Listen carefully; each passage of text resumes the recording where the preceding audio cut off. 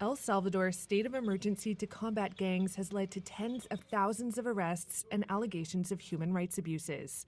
But it also appears to be massively popular. And in a recent interview, the country's security minister, Gustavo Villatoro, said the measure will stay in place until every criminal is caught. El régimen de excepción es una herramienta. The state of emergency is a tool to keep security and to care for Salvadorians' lives. When the risk reaches numbers close to zero, this measure will be lifted.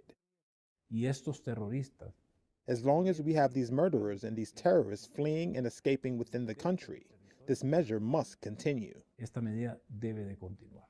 President Nayib Bukele asked Congress to approve the state of emergency last March. Since then, security forces have arrested more than 64,000 suspected gang members or associates. Estamos a punto. We are at the brink of winning the war against gangs, he said in June. El Salvador already has the highest incarceration rate in the world, with nearly 2% of its adult population behind bars. It recently opened a huge prison that can hold 40,000 people. There is some evidence the crackdown is having an impact. Last year, there were just under 500 homicides. In 2021, there were more than 1,100. But there are questions about what rights citizens are willing to exchange for safer streets. Rights groups have documented hundreds of arbitrary arrests, torture, and in-custody deaths. Under the measure, arrests can be made without a warrant. Detainees' rights to a lawyer have also been shelved. The government denies the accusations of torture and other rights of abuses outside of what's allowed.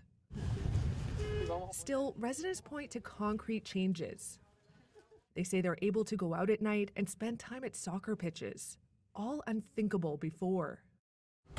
One mechanic, Manuel, said that for years, hitmen from MS-13 would come demanding extortion money every 2 weeks, but not anymore.